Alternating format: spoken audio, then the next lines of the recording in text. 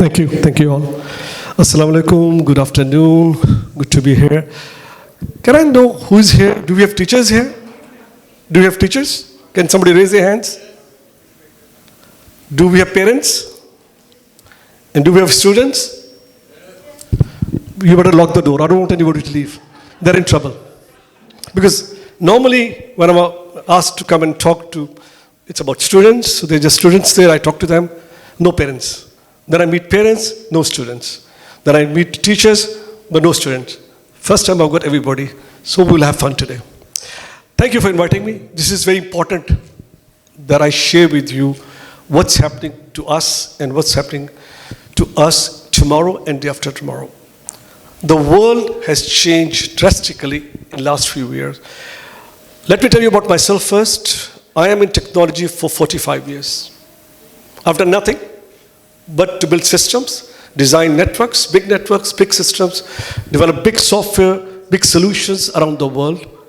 And it was a good life. I led a very good life because it was easy what I was doing yesterday.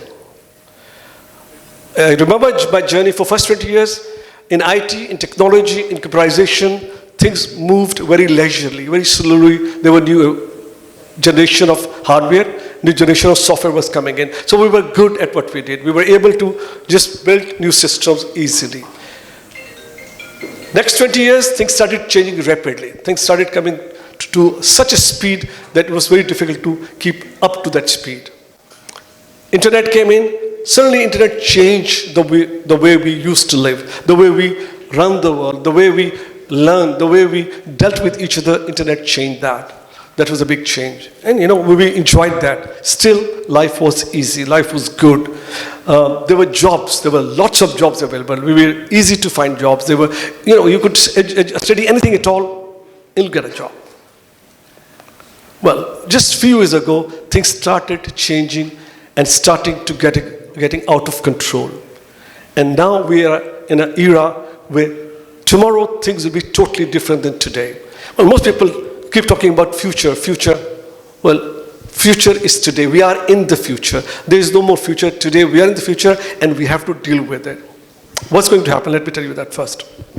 Let me ask the teachers first, and please, it's okay if you can talk because I'm not good at speaking and speeches. Why do we want to educate? Somebody tell me that. What is the reason of education? Anybody? Any answer will be appreciated. A teacher, please. Why do we educate? Say it again. So you don't remain ignorant. We don't remain ignorant. That's what he said, yeah? Yeah.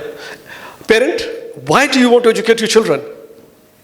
Anything will sell. Why do we want to desperately educate our children? We are really... To better live a life? Any student, why you want to be educated? Anyone? All right, let me help you here. The basic principle and the need for education is that we are able to lead and run our own life with our own means. I'm defining it very simply. There are many reasons why we educate, but one reason very simple, that we are able to manage our lives ourselves and we are able to take care of our families when we grow up. It's very simple definition. This was very easy a few years back. This was easy till yesterday, but it's not going to be any easy anywhere at all. This world has seen many revolutions. Over the last 100 years, the world has changed, mechanized, electrified, then computerization, then internet came in, and then media came in, the TV came in, the VCRs came in, recording came in. So much came in the last 100 years, and our lives took the benefit of all those changes over the 100 years.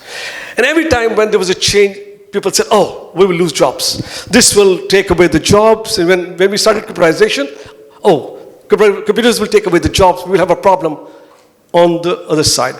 More jobs were created because of computerization. Because what happened is the hardware, the machine, the computer itself, the software and the humans, they work together to process our data, process our balance sheet, take care of work. We needed a lot of people, a lot of jobs were created, millions of jobs were created.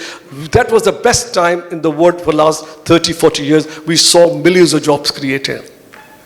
Well, that is not the case anymore. Now what's happening is the AI is taking over the total way we do our work now. The difference between IT and AI is very simple.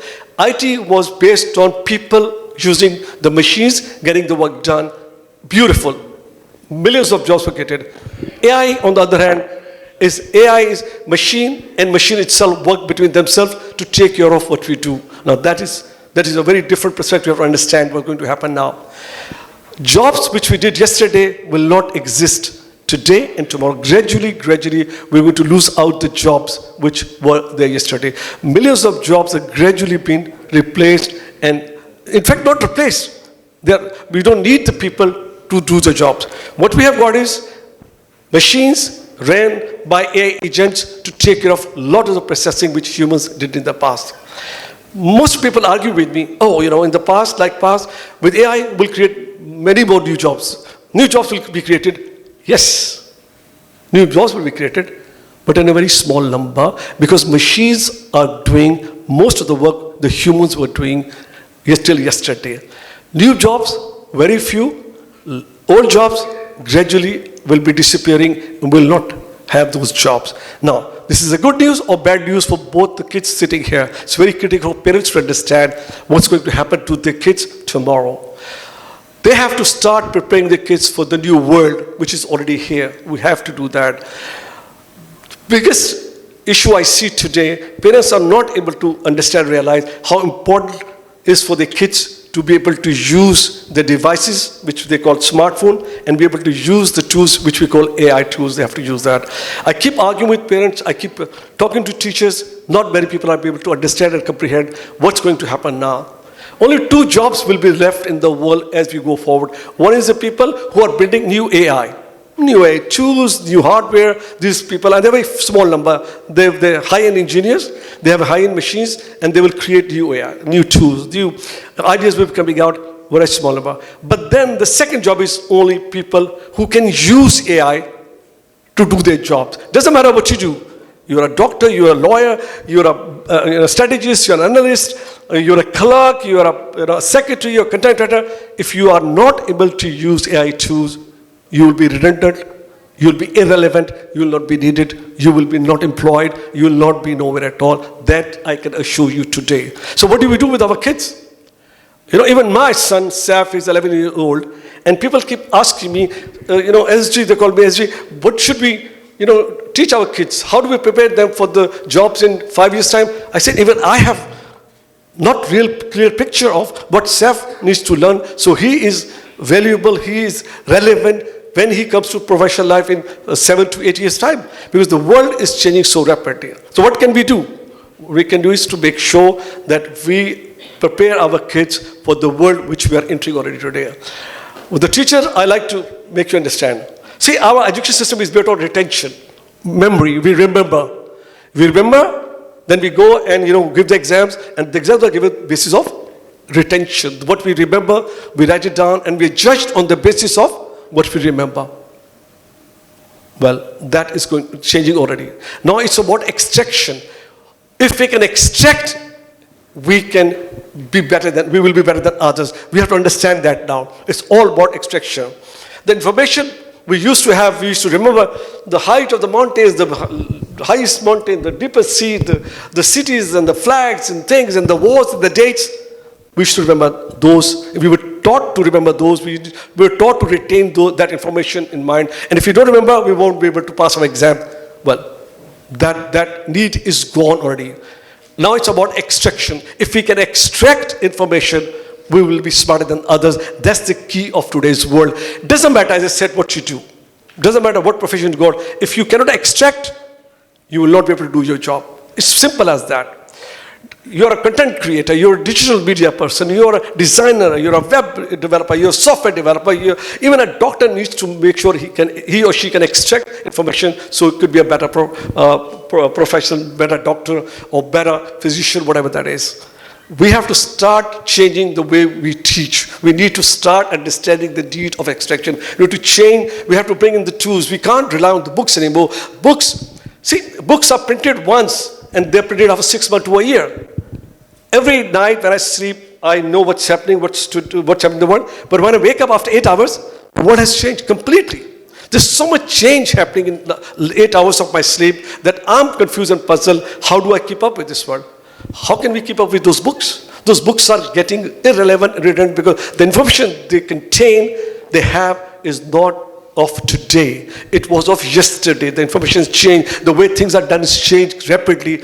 We have to make sure we start using tools and method of extraction so to teach our kids how they can be smarter than others. So the race will be between people, two kids, who can stack better than other, who can put it together better than other.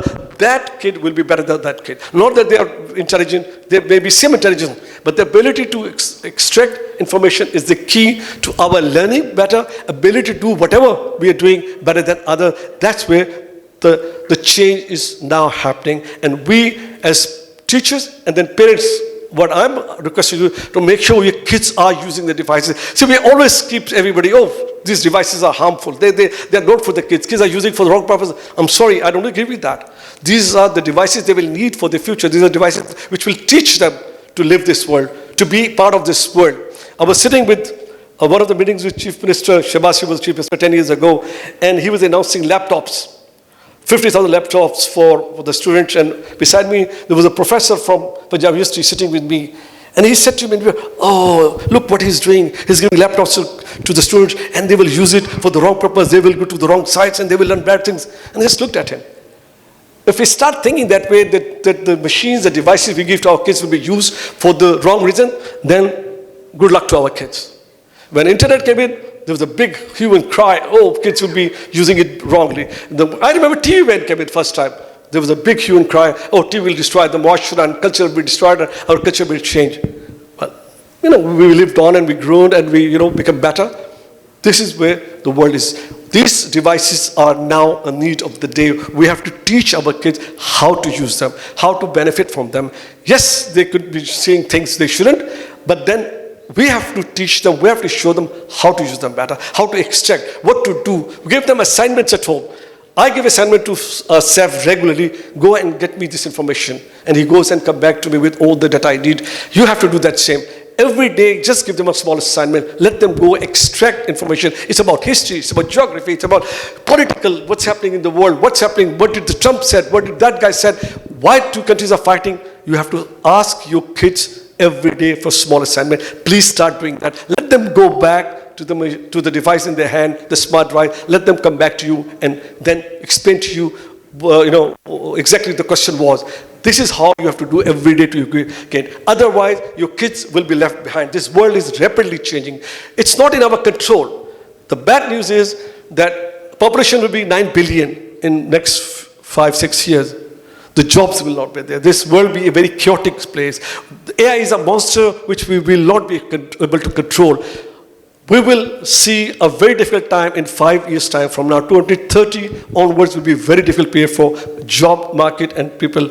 I can tell you that now. You are lucky you're here. You can change your direction with children now. You can guide them better than what we're doing now. We have to make sure that we understand how this will be in next and what this will be in next 5 years, because this is not in our control anymore.